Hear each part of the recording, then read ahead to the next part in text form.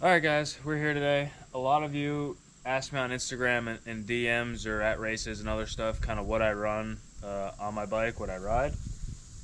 So I figured that it'd be a good idea to give out a little bike check for you guys. I'll try to keep it a little bit short, just do an overview of the stuff that I'm running, and then maybe if you guys want or are interested in it, I'll do a different video and I'll get kind of more in-depth on each part and why I run it and why I why I run it.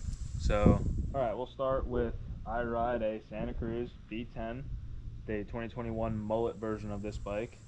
It's the Oxblood. I really like this color actually. It is a large. I run it in the long wheel position all of the time. I built this bike up in the long wheel position. I put it there. It's there. I never feel like I had to move it. That's the frame. Fox suspension, the newest Grip 2 damper, Fox 49. I believe they're just called the Fox 40s now. So that's what I got on the front. The also Fox DHX2 coil shock. I love that shock. I've only run a coil shock on the Santa Cruz on the V10. I like it. I would like to try an air shock at some point, but I'm so happy with the coil that there's no reason for me to run away from it and try something else. So Fox suspension. I am full Shimano brake and drivetrain, Shimano Saint, everything, shifter, front brake, rear brake, calipers, cranks, Shimano Saint cranks, Shimano bottom bracket, Shimano pedals. Really like these things. I don't see a lot of people running them. I don't often see them out. They are a great pedal. I like them for a lot of different reasons. I'll get into that in a different video, but yeah. Shimano stuff all through everything that Shimano makes. I'm running Shimano. I couldn't be happier with it. Get on to the bar setup here. We got some Renthal stuff for bar stem combos. I like that stuff too. I'm running an aluminum bar as well. There are some back and forth. There's some benefits to carbon bars and aluminum bars. I like the aluminum for a bunch of different reasons. Again, I'll get into that in a separate video if you guys want to. But I'm running Renthal aluminum bar and stem combo. I also run these Ergon Grips. I very much like these things. They're not just your regular tube shape. They're kind of ergonomic for your hand. They kind of fit all the nooks and crannies and different movements of your hand. And I like that. I feel like it fits my hand really well. Everyone's different. Some people don't like them. I think it fits my hand really well. I feel like I have to grip the bar not as hard to get the same level of grip. So I don't have any problem with arm pump ever. I really like these things. They last a long time. A lot of other cool features on them. Again, I could talk about them for so long, but I'm going to keep this short for this one. The Ergon Grips. Shimano chain, race face narrow wide, 34 tooth chainring. I believe that's what's on here. That's what fits on the E13 chain guide I have. I just have this top piece. I do not have, it's got a bash card on the bottom, but it does not have the extra idler pulley or slide that some do here. I just don't feel like I need that. Paired up with the frame design on the Santa Cruz here with the clearance of the chain on the top and bottom, the built-in chain guard here with the ridges and just the Saint derailleur. I just don't have a whole lot of chain slap. I don't get a lot of noise. I don't feel like I need the extra resistance and the extra tension that this pulley pulls on here. I just don't run it. I don't feel like I need it, and it's been fine like that. Getting on to wheels and tires. I am running, this is the first year and the first ever carbon wheels I have. I'm running the Reserve. They're DH31.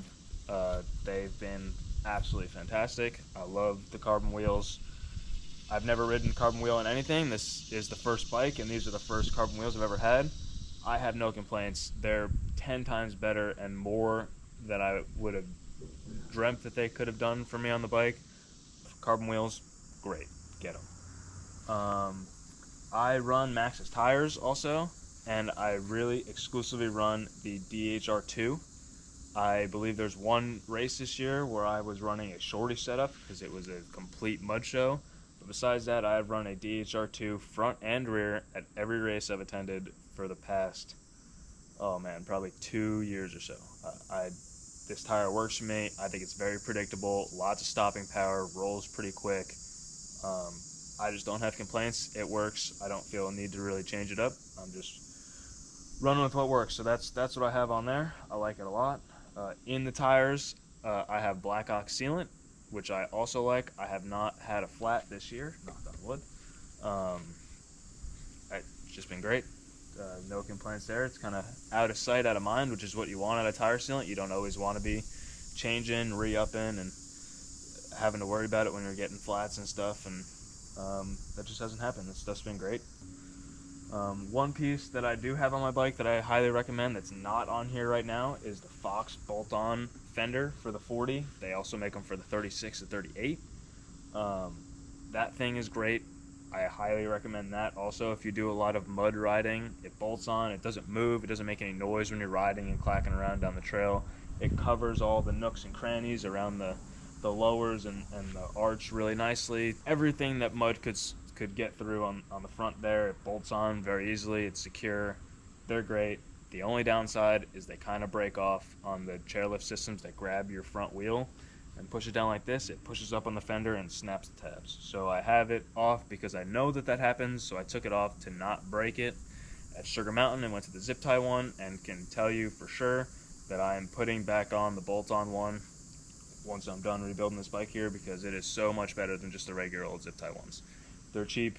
That's another thing. I recommend having 2 or 3 of them for your season, especially if you ride in the mud, summer wet, go to wet races. Huge difference. All right. That's about, I got Shimano pedals also.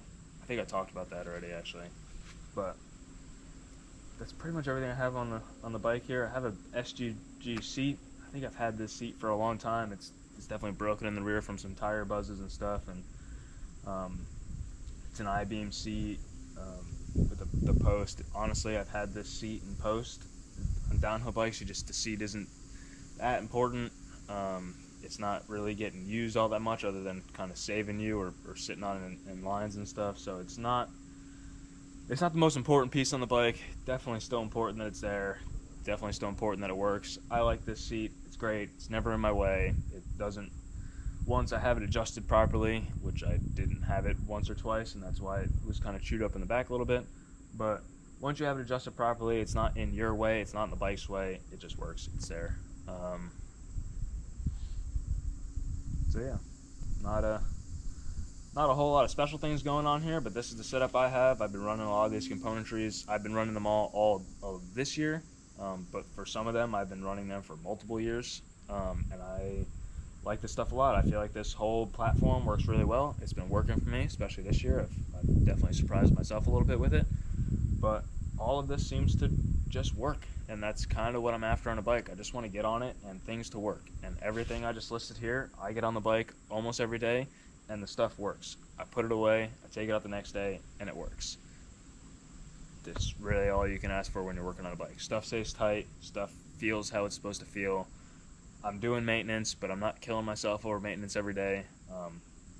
I definitely, as all of us do, I put this thing away wet and dirty a lot of times and pull it back out without washing it pretty often, and it just works. So everything I listed, they've been great. I have almost no affiliation with anyone. I'm not required to say any of the stuff I said. That is all exactly how I feel. I'm honest with you guys. I'm an open book. I like it all. If there's something that I'm not happy with at any point in time, like the aluminum wheels I had on, I make a switch. So this is, as of now, this is everything that I think in my head and how I feel is making my riding and the bike feel good, work how it's supposed to. It works.